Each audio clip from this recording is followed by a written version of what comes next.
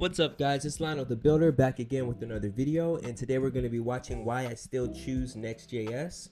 We're currently using Next.js to build the digitalbuilders.com website. So I've been watching a couple videos and I figured let me go ahead and make a little reaction video. This one seems pretty good. It's by Web Dev Cody. Shout out to him. Links will be in the description, but let's get into it. So I figured I haven't done an opinion piece in a while, and there's been a lot of discourse on X and just in general about Next.js. People don't like it. I have posted videos where I complain about it. But in all honesty, if you look at my videos, there's a reason why I keep on building stuff with Next.js. And I want to kind of walk through some of those bullet points. You can kind of call me out if you think some of these are dumb, but these are just my opinions, and I think that it's why I keep coming back to Next.js. Okay, so we're gonna make a list here. Why I still choose Next.js. And there's a lot of options out there. You can use like Laravel, which I played around with recently. I liked it a lot. But after using it for a couple days, I just went back to my normal Next stuff because that's just what I'm familiar with. And the first thing I want to kind of talk about is sunk cost fallacy. Okay, and I don't know if this is the best term for it, but I have spent a lot of time working with React on my side channel and also my full-time job, right? So I already have a lot of knowledge in React, although I feel like I'm a noob at it sometimes. I have a lot of knowledge in React and Node.js and JavaScript and TypeScript. And so I feel that all of the years I put into learning this just to potentially switch over to something else like Vue or Next or Svelte or Solid or I don't know, PHP and Laravel or Phoenix, there is a huge cost for me personally trying to switch over to something else. Sorry. I'm gonna stop him right there, because I thought that Next.js was like you still use React for Next.js. Let's go ahead and ask my assistant real quick. Hold on. What's the difference between Next.js and React? Next.js and React are both popular frameworks in JavaScript ecosystem, but they serve different purposes and have distinct features. Here are some key differences of the two. React is a JavaScript library for building user interfaces, particularly single-page applications. It focuses on the view layer, right, the UI. Client-side rendering. React by itself primarily supports client-side rendering, where the rendering of components occurs in the client's browser, right? Flexibility. React provides flexibility in terms of how you structure your application and which additional libraries or tools you use for routing, state managing, API calls. Component-based architecture. React is based on components, which can be composed to build complex UI components, can manage their own state, and be reused across the application. React has a rich ecosystem, like Create React app, right? Next.js is a framework, not a library. Next.js is a React framework that provides a more complete solution for building applications, including both front-end and back-end. Server-side rendering. Oh yeah, that's right. Server-side rendering.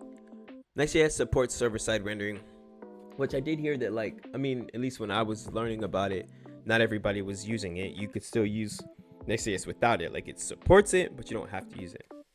Which can improve in performance in SEO by pre-rendering pages on a server. It also supports static site generation, allowing you to pre-render pages at build time.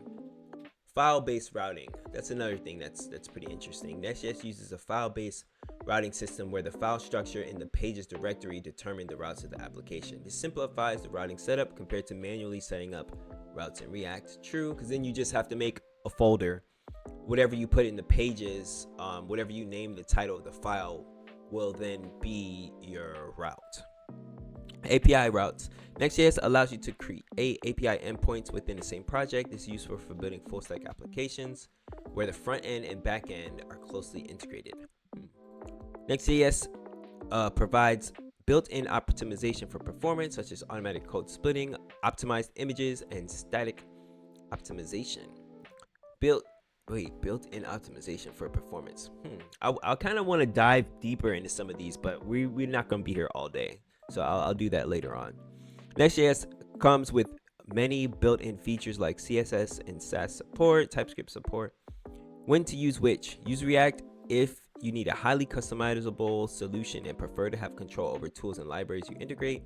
You're building a single page application with client-side rendering. Single page application with client-side rendering. You're comfortable setting your own route and state management.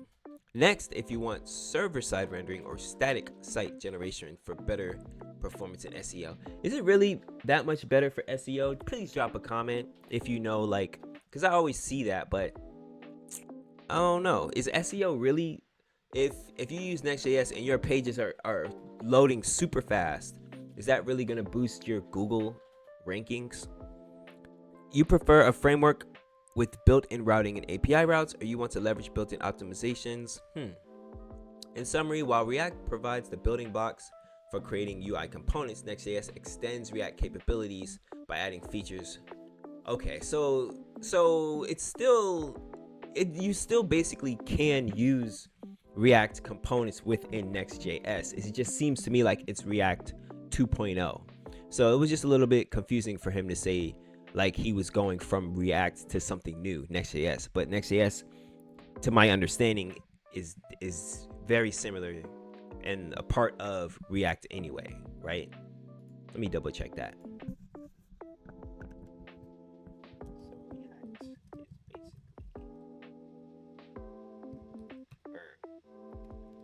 Next.js is basically React 2.0, but not anything drastically different. Sorry for this sidebar, guys. You could think of Next.js as a powerful extension of React, enhancing its capabilities rather than being an entirely new version. It builds on top of React, adding several key features and optimizations that make developing full-fledged web applications more efficient. Okay. So I think he was just saying that as if like he's so used to just straight up vanilla, straight up React, and that this does have a little bit of a learning curve, but he's not taking like a drastic step away from anything he already knows. Just wanted to make sure of that. And if I already spent a ton of time like Vue and Node.js and JavaScript and TypeScript, and so I feel that all of the years I put into learning this just to potentially switch over to something else like Vue or Next or Svelte or Solid or I don't know, PHP and Laravel or Phoenix, there is a huge cost for me personally trying to switch over to something else. And if I already spent a ton of time feeling like I'm actually like good at a certain stack, then to be honest, for me to switch over to something else, for example, I'll do Laravel as an example. For me to switch over to Laravel, I'd have to relearn a new language like PHP, although I'd done PHP development a long time ago. I'd have to relearn the MVC pattern for traditional web apps. I have to learn Livewire. I have to learn the new RM approach. I have to learn how to use their Laravel framework to, set up the adapters and configuration, how to deploy it. I've never deployed a Laravel app, so I have to learn that. And the list just keeps going on. There's a lot of stuff that I'm going to end up having to learn, and it's going to boil down to the exact same stuff I already know, just a different approach, same outcome. So to wrap this part up, I already know React. Let me write this. I already spent years working in React. React has paid my bills for a long time now. And I also should say Node and Node. Does it mean it's the best solution? No. It just means that me personally, it keeps my lights on, and I'm not going to just switch over to something that I don't personally have a proven track record of keeping my lights on. Okay. And then also, I have multiple side projects using Next.js/React. And I like to come back to these side projects and try to improve them, try to upgrade them, try to add new functionality and features. And the moment I branch off and start using something new, that's when I'm adding more cognitive. Oh, I see. My bad. My bad. That's me. So he was basically saying that's why he sticks with Next.js, because it's Next.js React. Okay. But the PHP, the Laravel, all of those other things would be stepping outside of his comfort zone. That's my bad on that. Load for maintainability for these various solutions. And that's something I'm trying to avoid, right? And this stuff might seem like, okay, it's just sunk cost fallacy, But personally, there are legit software teams that have these same issues, right? They might have a bunch of developers who already have a certain skill set, and telling them to completely switch over to something else, there's going to be a lot of edge cases they're going to run into, a lot of things they have to understand and learn, and sometimes it's just not worth it, right? And personally, there's some things I don't like about React. Or I think the use effect stuff's kind of complicated. I think the hooks are kind of complicated. The state management can be a little bit verbose compared to like Vue. But overall, once you just bite the bullet and just start writing it, like it's not that bad. You get used to it. It's very composable, which I like as well. And again, this is supposed to be a talk about Next.js, not just React. So let's try to keep it at that. Okay, so for Next.js, I'm going to go ahead and say I can concur, although I don't have as much experience, I think, as him, but I agree. I mean, that's pretty much my comfort zone is TypeScript, React, Node.js, JavaScript, JSX, use effects, state management. Like I've already had to learn all of that stuff, React Router. I've already had to learn all of that stuff. So when I'm going to build new things, and that's what attracted me to Next.js, even though there's a bit of a learning curve, there are a couple, like the file-based routing system, a couple things that you have to learn about it, but at the end of the day, it's still largely React as well, components and such. So I'm kind of staying in the pocket versus going to a whole nother language or something like that. Like sometimes people in the Discord ask me about like Swift and about PHP and about Python. These are things that I have zero experience with, yet. It haven't ran into a reason or a use case for that stuff yet. But let's continue. Simple to maintain. And when I say maintain, I mean like every upgrade path that they have released, you don't have to do it, right? You can opt into all the different versions that are being published. At first we had the pages router, and then we have the beta app router. They're not forcing you to upgrade. And then they have server actions. They're not forcing you to use server actions. You still have ways to create APIs. You still have ways to just use an external API if you want to. So there's a lot of ways that this is still maintained, and it's also maintained by a large company. So depending on your experience with Next.js, you might say this is not simple to maintain. Like every version they release is just more stuff you have to like learn. But it was very easy for me to translate my pages directory to app directory with some little bit of caveats once you're into them. So I think it's easy to maintain. And in terms of deploying this, I mean, the deployment path is also very easy. I like to deploy on a VPS right now. And honestly, all I use Railway to deploy my stuff, but any VPS that you're using, you just point it to your Git repo and it'll just run your Next.js application. They have documentation on how you want to Dockerize this. The docs are pretty good. I know people complain about the Next docs, but I think the docs are actually very good once you get used to them. You read through them, you know how to search through them. They have examples all over their project in the repo about how to do different stuff with Next.js. That leads me to my next point of strong-ish ecosystem. Now, the reason I'm saying strong-ish is because there's other ecosystems that are actually a lot stronger, like Laravel. That community is probably like the strongest ecosystem I've run into. They have like one unified, solidified solution that has every package and library you might need for your application. I think the JavaScript ecosystem has a strong-ish ecosystem. It's just very fragmented. And so why I'm putting this is because typically, if I think about something that I need, I can just go Google it. There's going to be an NPM package. This is very rarely that I haven't found an NPM package that works with Next.js or works with React. Or it might take a little bit of work to just wrap it in a component. One thing that I just want to mention that, I mean, if you got this far into the video, this is probably like going to be a duh to you, but he's on to something about the strong ecosystem and how you always have an NPM package for things that you need. But one thing that I've ran into that I didn't really consider as a developer before I started really building projects and working on multiple projects, inheriting projects that I didn't start myself and joining on things after the fact, is all of the configurations of the setup of the like dependencies and like, what's the word I'm looking for? Like when you make them all, everything just work together and compile. Like, what is it?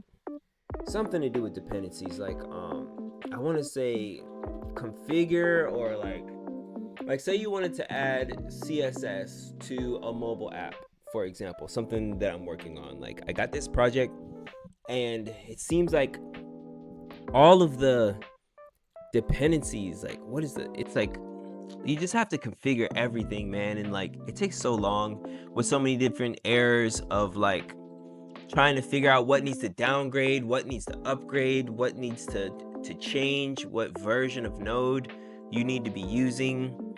There's a word that I'm gonna be so mad when I remember it later, but anyway, let's keep going. Put use client at the top and it just works perfectly fine inside of my application. So that's something I do like about that. And also there's just tons of documents and tutorials online. So tons of existing packages, tons of blog posts, tons of tutorials. And I think this is something that a lot of other languages and ecosystems can learn from. If you want your ecosystem or your library or framework to become popular, you have to produce a ton of free resources that help teach people about your framework.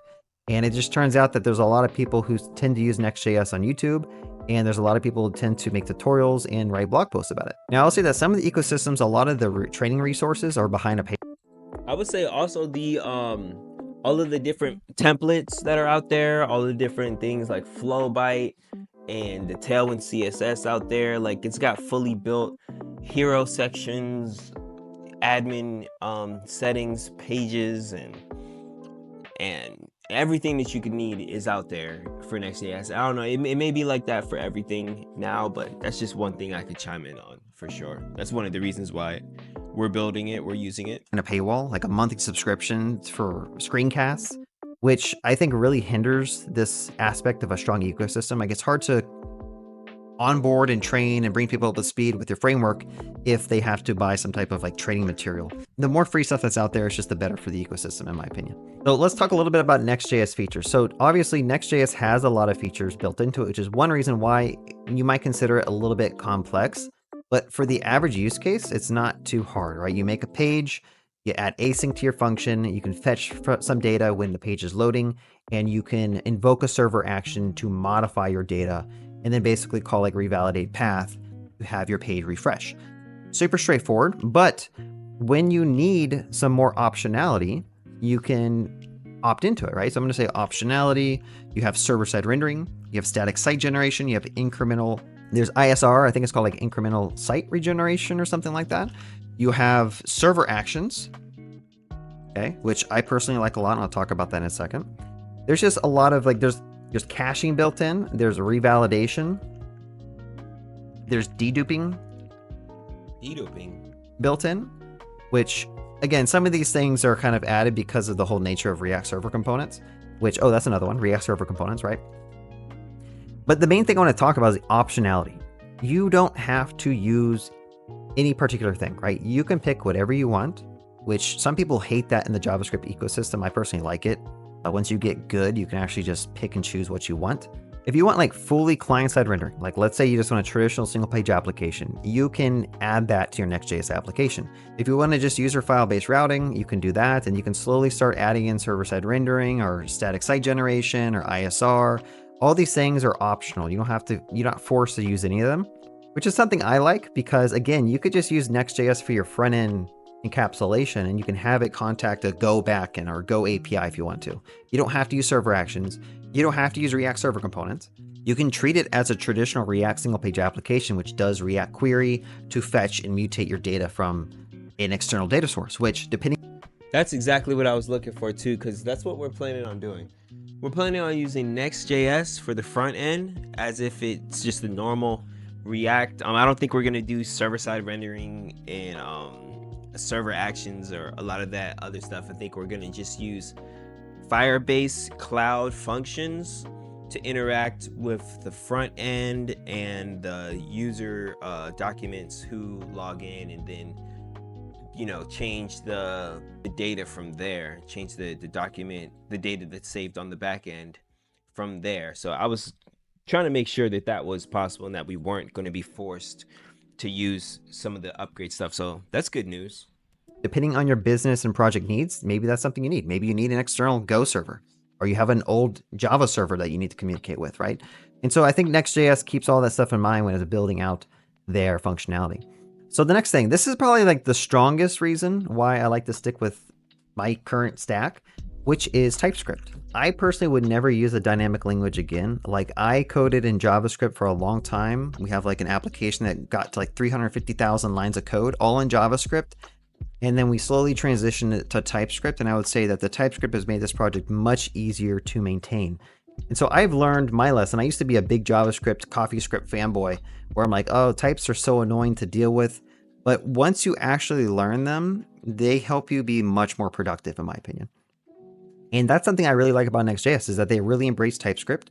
React is embracing TypeScript. The whole JavaScript ecosystem has embraced TypeScript. And most packages you find have first-class TypeScript support, or at least JS docs that help you with some good IntelliSense. Now, I've tried using some of these other like MVC frameworks like Django, Laravel.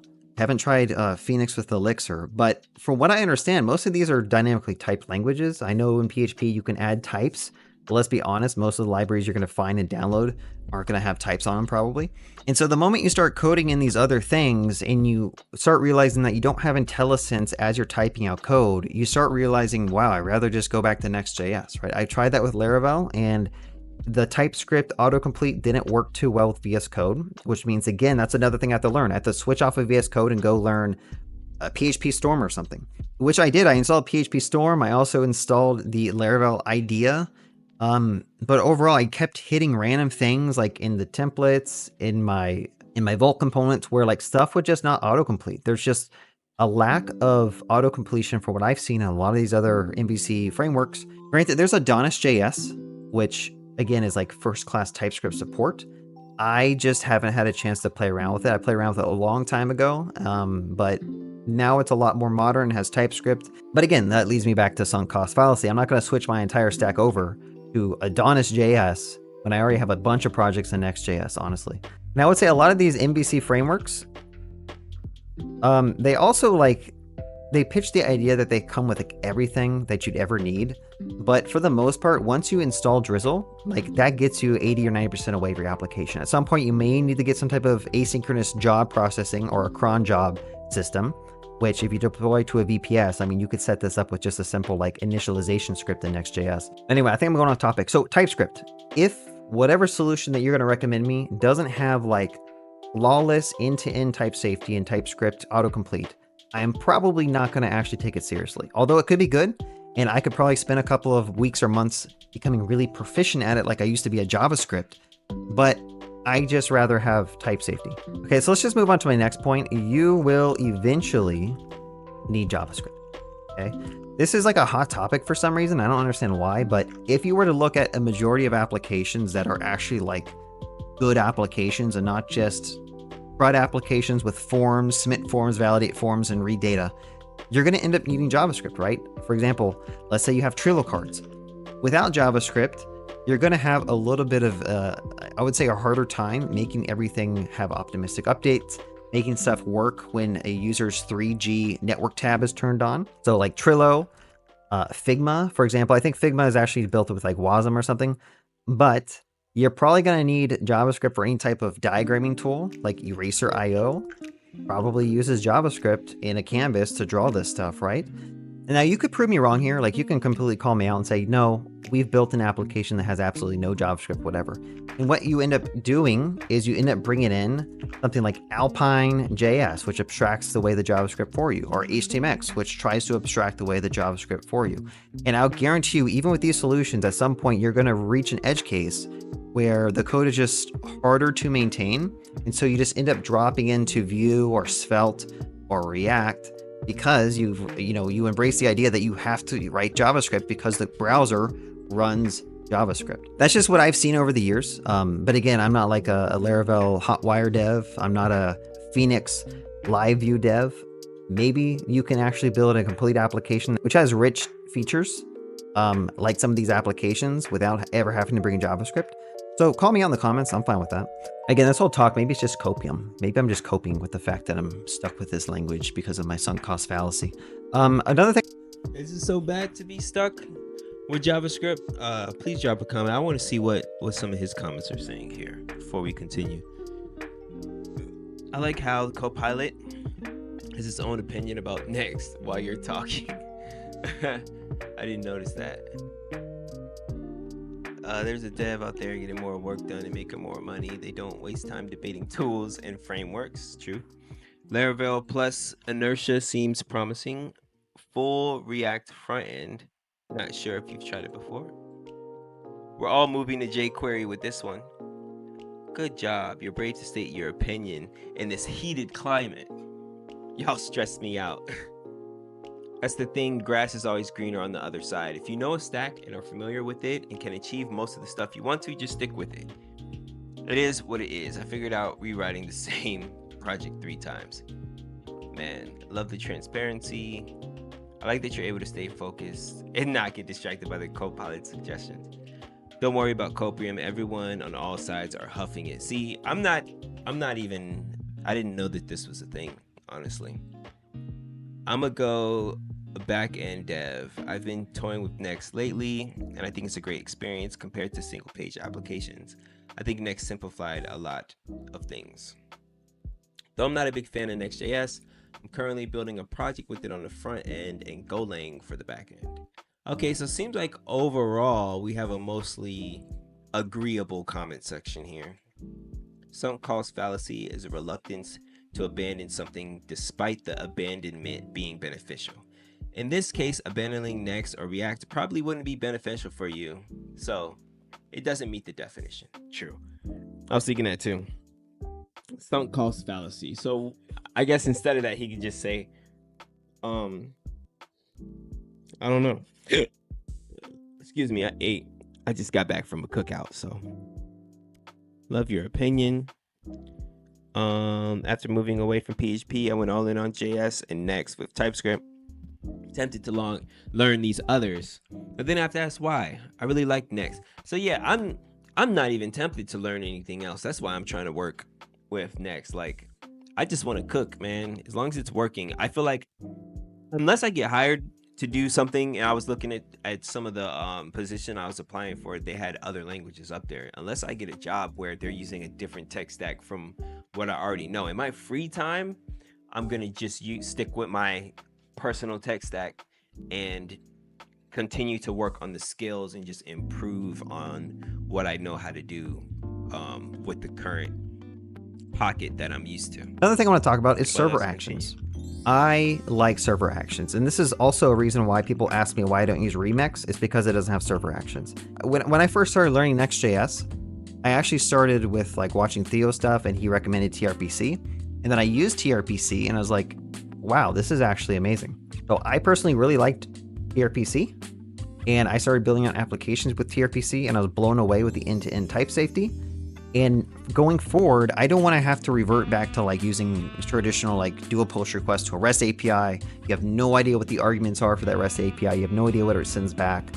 You don't know what headers you actually need to send in. And so I think TRPC and server actions help abstract this away. Again, take what I'm saying here for server actions with a grain of salt, because it has context. The context that this talk is not around is I'm working on a team that needs to support mobile development, that needs to support, multiple clients consuming from an API. You have to look at your business requirements and your project requirements before you just dumbly dive into using server actions, right?